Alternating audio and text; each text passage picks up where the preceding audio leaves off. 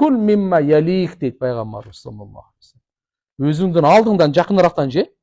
О, бирөөнүн тамагына кол сала бербейин. Пайгамбар саллаллаху алейхи вассалам тарбия берди бизге. Тамак жегендин адебин үйрөттү. Сәммилла, бисмилланы айт. Кул биямин. Ей, оң колуң менен же. Аяк менен. Мимма ялик, өзүңдүн алдыңдан же. Балдарыбызды оң кол менен жедиргенди үйрөтөйүн. Колду жууп, оң кол менен ата-энеден мурда эмес. Качан Азыр балдарга тарбия көңүл бурулбай калды. Мектептер. Мектепке таштап коебуз. Билбейм тияктан эмне болуп атканын. Алар деле аракетин кылып атат бечаралар. Рахмат мугалимдерге деле. Колунан келишинче. Ата-эненин тарбия. Колун жуусун, оң кол менен. Сол кол менен эң таң калышуусын айтайынбы? Шайтанда бар. Адамдардын көбү сол кол менен жейт, билесизби? Көбүн сол колго салбаган да болчу. Шайтанчы. Чоң эле кишилер. Чоң эле аталар, энелери эми же билбейтпи, же укпаганбы, же унутуп калабы? Унутуп деле калат. Кээ бир адамдар билет, унутуп деле калат.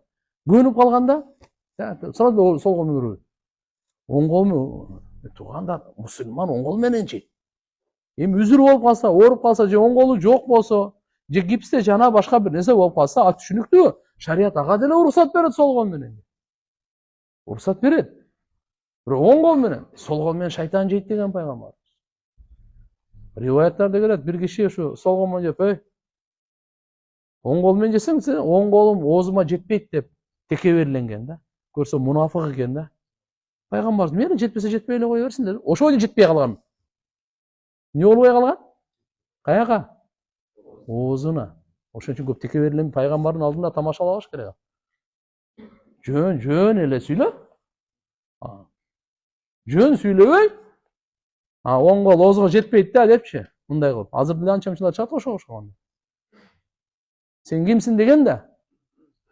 Ана пайгамбар айтып койгон, мейли эми. Өзүң айткандай болсун. Ошондой болуп калды мына. Мына сага. Сол кол менен жегенде шайтан чогуу жейт. Чогуу жейт. Аны шерик кылбой эле өзүңөр жей, айланайын. Кандай дейсиңер? Чогуу. Оң кол менен деди. Оң кол менен. Бисмилла айтты. Бисмилла оң кол менен. Бисмилласы жесеңиз дагы шайтан чогуу жейт. Караңыз. Ар бир нерсенин данышмандыгы бөлөк да. Бисмилла береке келет да. Бисмиллахир-рахманир-рахим деп толук айтып койсоңуз жакшы. Риваятта ушул. Бисмилла ва аля баракатилла. Дагы бул. Болбойт дегенде бисмилла деген сөздөрдүн өзүн айтып коюңуз. Боло берет. Бисмилласы жесе шайтан кошо жей берет экен. Кээде унутуп калсаң, анда ортосунда эми жептөйүн деген хотя бы эстеп кеткениңде анда бисмиллахи аввалаху ва ахираху деп коюш керек. Алгач акыркы бисмилла менен деп койсоңуз болду. Шайтан сиз менен канча жеген болсо кусат экен. Не кылат экен? Кусат экен. Жамал деген менин марокканец бир досум бар эле, Францияда туулган, чогуу окуганбыз. Ушу хадисти окуганыбыздан кийин анан дамыла дейт мындай максат дейт, дос да. Мен бүгүн шайтанды кустурайын деп атам дейт. Эмнеге? Башында бисмилланы айтпай, аягында барып айтайын депчи. Мен айттым, болбой калат андай. Атайлап кылыш үчүн айткан эмес муну пайгамбарыбыз. Бир кустурайын дейт да эми мындай. Азыр эле кустуруу деген бар го. Бисмилла. Андан кийин кандай? Мимма ялик, алдыңдан. Ошо ола яли деген сөз, жакындан деген сөз да. Аулия деген сөз, жакын деген сөз да. Кимге жакын? Аллага жакын. Түшүндү? Аллага жакын. Адам Аллага жакындаган сайын Алла жакындап турат. Бул нерсе. Hadis Kudusiyde Allah Subhanahu wa Ta'ala aytат, пенде мага бир карыш жакындаса, бир кол жакындайын дейт. Охо. Bir kol, bir kulaç deydi. Degenlerge kim dese Allah jardan bergen kişiler degen söz deydi. Ana. Allah subhanahu wa ta'ala aytat, ey imandılar, eğer sizler Allah'a jardan berseler, Allah sizlerge jardan ber. Allah bizim jardamımızga muhtaç emas. Niye için? Allah'ın dinine jardan bergilesizler. Kantip buyruktарды atkарып, aramlardan saqtanıp, mana uşu iki nerse bu. Buyruktарды, Allah Taala buyurgan buyruktарды avamir dep koydu, amr. Ошолорду atkарыш керек, imtisal. Bi imtisalil avamir ve ictinabin navahi. Aram nerselerden gayrı saqtanıp. Uşintip Allah Taala'nın dinin ne jardan bergile, yansurukum Allah sizlerge jardan berer. Dünyada da ahirette de. Mal mülküңөрдө bala çakаңарда da. Ve le yansurannallahu men yansuru. Allah sözsüz jardan beret. Kim Allah'ın dinine jardan berse. Andan keyin pende jaratkan Allah Taalaga jakındayt eken. Allah jakşı көргөн nerseni, Allah şariatta bergen nerseni atkarıbı menen. Allah subhanahu wa ta'ala buyruk bergenlerin en süykümdülörü farzlar eken da. Bundan ugup alыңыз. Ahabbul awamir ileyhi hiyal faraid. Allah Taalaga en süykümdü amallar bular farzlar. Buyruktardın en süykümdüsü farzlar. Nafiller dele var. Farzdan tышкары. Farz kандай? Moynunuzdagı mildet de аны аткарбай коюу болбойт. Сөзсүз аткарыш керек.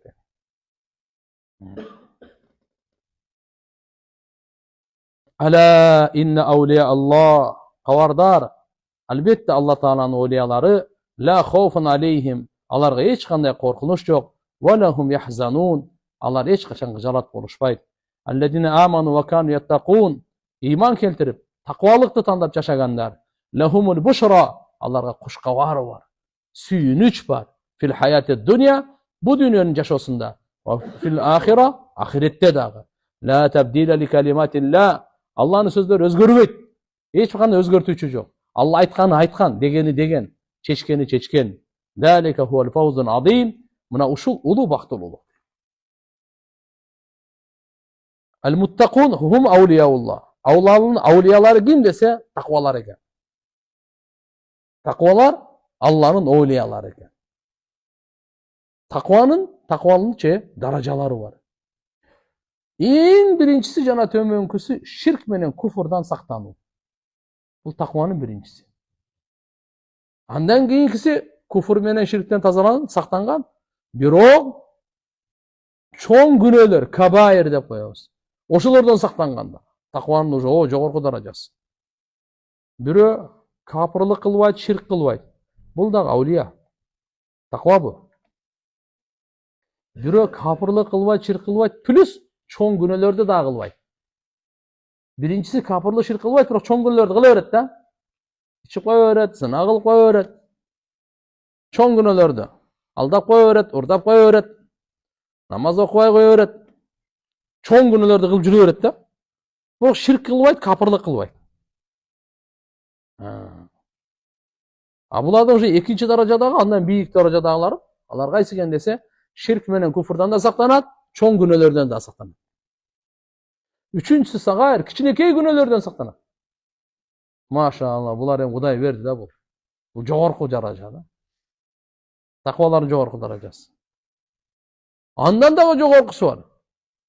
Андан дагы жогоркусу анча мынча адамды алаксыта турган дүнүйө адал нерседен да сактанат. Алардын жүрөктөрү машалла. Allah деп согот. Allah деп согот анан. Кандай абалда болбосун, Allah деп согот. Ошону айтып атат, таквалар. Ушулар чыныгы олиялар. Пайгамбар саллаллаху алейхи ва саллям айткан: "Инна аулияи минкум ал-муттакун." Силердин араңардан менин олияларым таквалар деген. İmam Ahmad rivayet keltirет. Muaz razıyallahu anhudan Peygamberimiz Muaz деген сахабасы болгон. аты Муаз ибн Жабал. Ушу кишини аябай тарбия кылган да. Кийин Мадинадан, анан кийин Йемен деген аз мамлекет бар, билесиздер. Пайгамбарыбыз өзүнүн нурлуу Мадина шаарынан Йеменге узатып атып Муазды улоого отургузган. Өзү жөө баратат. Муаз улоодо. Муазды жакшы көрөт эле пайгамбарыбыз. Анан кийин буну ошо улоого отургузуп, төөнүн жибинен акырын тартып узатып баратат эми. Бир канча убакыт эмеге чейин, аралыкка чейин узатып барып, анан ары боптур, эми жакшы калдырыш керек да. Ошол жерде пайгамбар саллаллаху алейхи вассалам мындай деп атат: Бааса Расулуллах саллаллаху алейхи вассалам илал Йемен, Йеменге жиберип атып, хаража маху Расулуллах юсихи, пайгамбарыбыз осуят айтып, ал менен чогуу чыкты дейт. Жолдомо айтып, эми азыр Йеменге барасың, момо иштерди кыласың, мына нерселерден сактанасың, элди мындай кыласың деп. Ва Муаз ракиб, Муаз улоодо. Ва Расулуллах ямши иля жаниби рахилатихи, ошо төөнүн жанында эле пайгамбар жөө басып баратат. А тиги улоодо. Фаламма фарага мин васиятихи лаху, качан ага осуят айтып бүткөндө, пайгамбарыбыз айтты: Я Муаз, иннака аса ан ла талqani ба'да ами хада. Муаз, мүмкүн сен ушул жылдан кийин мени көрбөй калышың мүмкүн. Не дегени? Муаз бул сөздү укканда ыйла берди. Өзүн кармай албай өкүрүп ыйлады. Я Рас, пайгамбарыбыз эми эмне кылат эми? Аманат менен мен жок кетпей калам деп айткан жок. Барыш керек. Бирок келгениңде мени көрбөй калышың мүмкүн деп атат. Мүмкүн дегени эми жерде точно эле көрбөй каласың деген сөз да. Сен келгенге чейин мен дүйнөдөн кетем деген сөз болуп калды да. Түшүнөсүзбү? Айтып атат: "Ва ла'аллака ан тамурru би масжиди хада ва qabri." Мүмкүн сен мечитимдин жанынан өтөрсүң, же менин кабырымдын жанынан өтөрсүң дейт. Жана кабырымдын, же эмес. Ва хада, масжиди хада ва qabri. Мына мечитим жана кабырымдын жанынан өтөрсүң. Фабака Муаз. Жушан. Ойбой, Муаз разияллаху анху акыры өзүн кармай албай ыйлады. Нефирак пайгамбарыбыз менен коштошуп аткандыктан. Суммалтафата, пайгамбарыбыз кийин бурулду Муазга. Фа акбала би вajhihi нахвал Мадина. Пайгамбарыбыз өзүнүн жүзү менен Мадина шаарга карап туруп айтты. Мындай деди: Факал инна аулан наси би ал-муттакун ман кану ва хайсу кану. Адамдардын эң жакыны мага таквалар болот. Ким болбосун, каерде болбосун. Мына сөздү караңыз. Муаз разияллаху анхуну узатып атып, ушу сөздү айтты. Мүмкүн бул жылдан кийин сен мени көрбөй калышың мүмкүн. Мүмкүн сен мен мечитимден, кабырымдын жанынан өтүп калышың мүмкүн. Деп туруп анан Муаз ыйлагандан аны соротту да. Бардыгын айтып анан жакшынакай кылып. Анан мына Мадина шаарына карап туруп анан айтып атат мына. Мага эң жакын ким дейт? Таквалар. Инна аулан нас. Бул жерде эң жакын дегени мына. Инна аулан нас би, мага эң жакын ал-муттакун таквалар. Айна кану хайсу макан. Каерде болбосун, ким болбосун дейт. Кыргызстанда болсок деле мейлиби? Улутубуз башка болсо деле, эгерде биз таква болсок, пайгамбарыбыздын эң жакыныбыз да. Пайгамбарыбыздын эң жакыныбыз. Таква эле болсок. Ошон үчүн бул сабагыбыздын максаты ушул. Айтуучу мен дагы таква болоюн. Угуучу сиз дагы таква болуңуз. Элдерге жеткирүүчү баарыбыз да таква бололу. Аялыбызды таква кылайлы, туугандар. Өзүбүздү таква кылайлы. Аялыбызды таква кылайлы. Балдарыбызды, кыздарыбызды таква кылайлы. Эң алгач ар ким өзүн ойлосун. Я юхалладина аману алейкум анфусакум. Эй имандуулар, силер биринчи өзүңөрдү ойлогула дейт Алла Таала. Не дейт? Башканы кое тур сен. Башка көп эле гам жей бербе. Сен биринчи өзүңө көз сал. Өзүңө гам же. Өзүңө райым кыл. Өзүңө ойло. Өзүңдүн ахиретиңди, өзүңдүн кабырыңды биринчи местеге кой. Өзүңдүн оңолгонуңду биринчи местеге кой. Өзүңдү ойла биринчи. Ошо менен эле биргеликте я юхалладина аману ку анфусакум ва ахликум нара. Ey imandуулар, өзүңөрдүн жаныңарды жана үй бүлө бала чакаңарды дозоктун отунан куткаргыла.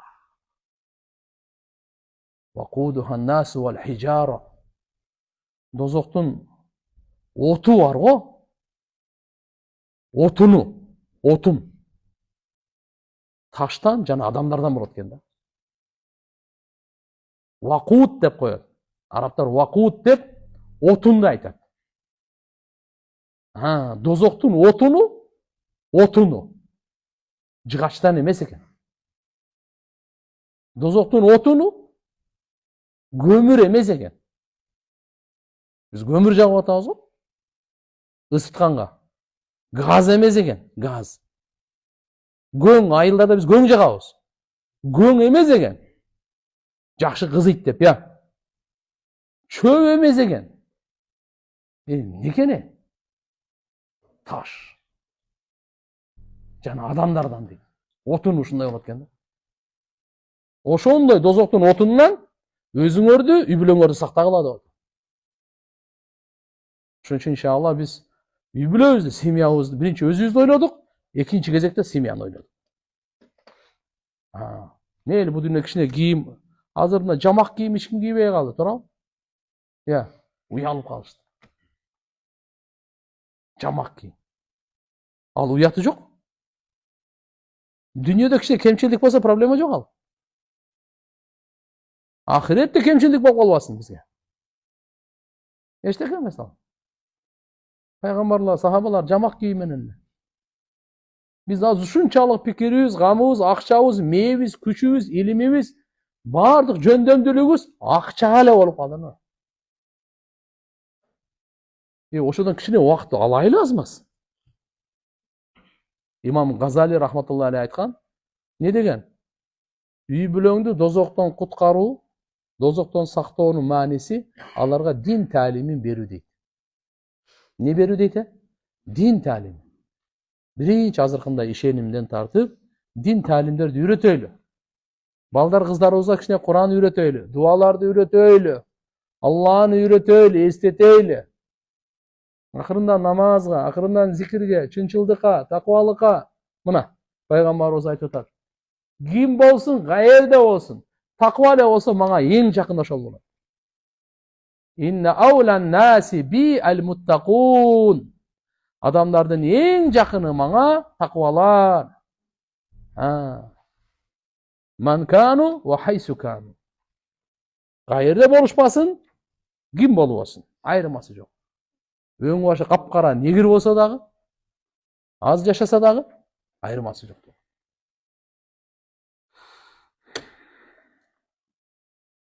Суроо жок? Вакыт калды. Жараткан Алла Таалам баарыбызга товфик берсин, баарыбызды таквалардан кылсын. Аллахумма джални минал муттакин. Амин. Баарыбыз таквалардан. Алладан дуада сурайлы. Ар бир намаздан кийин пайгамбарыбыз сураган дуалардын биринде бар мындай деп. Аллахумма инни ас'алукал худа ват-туқа вал-афафа вал-гина. Жактап алайын. Я Алла, мен сенен сурайым, туура жолду, жашоонун туура жолун сурайм. Хидаят. Такваны сурайм. Күнөөлөрдөн сактанып жашаганды сурайм. Вал-афаф, тазалыкты сурайм. Вал-гина, байлыкты. Негизги байлык жүрөктүн байлыгы. Ошол эле кезде материальный байлык да. Бирөөгө кор болбой турган, бирөөнүн көзүн карабай турган, бирөөнүн акчасын санабай турган, бирөөнүн дүйнөсүнө кызыкпай турган, жетишээрлик адалдан, я Алла, берекелүү ырыскы берди.